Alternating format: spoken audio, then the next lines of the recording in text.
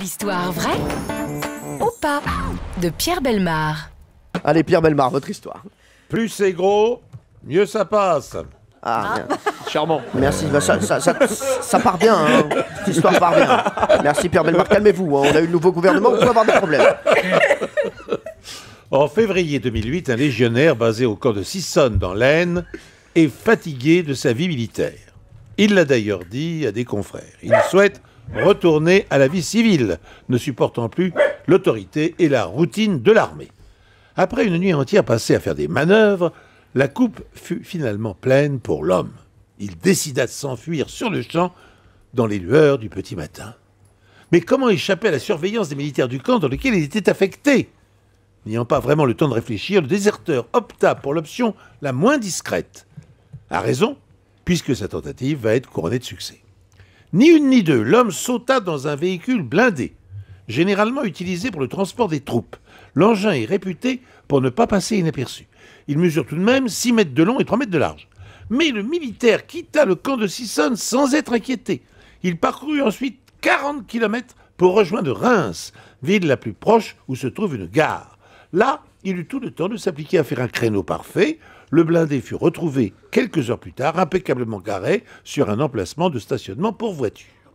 Avant que la gendarmerie ne soit prévenue de la présence de ce drôle d'engin en centre-ville, le déserteur, dont la nationalité n'a pas été révélée, était déjà loin. Mais cependant, il s'est fait bêtement arrêter à la gare de l'Est par la police militaire chargée de la sécurité du public.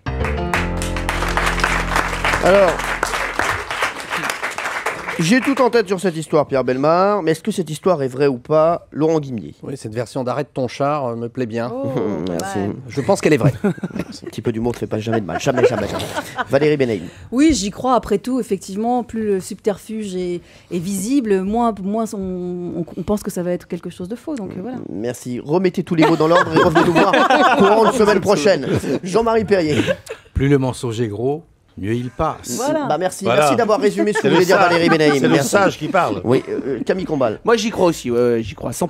Alors, Patricia qui est avec nous, qui est agricultrice, donc pense que l'histoire de Pierre Bellemare est vraie, puisqu'elle a dit plus c'est gros, plus ça passe. Non mais c'est vrai, c'est ce qu'on a dit dans l'histoire, c'est le titre de Bien l'histoire. sûr. hein. J'ai suivi tout le monde. Hein. Non, vous avez suivi tout le monde, est-ce que vous avez bien fait?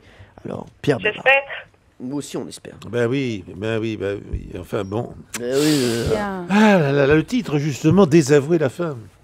Comment Le titre, bah oui, il n'a pas été pris.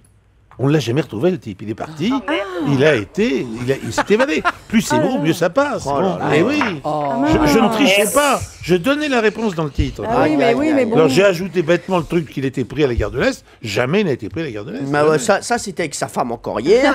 Sa femme partait pour la gare de l'Est. Il a dit bah tiens, je vais mettre quelqu'un qui se fait attraper gare de l'Est. Il aurait pu la changer juste pour moi. Bah oui.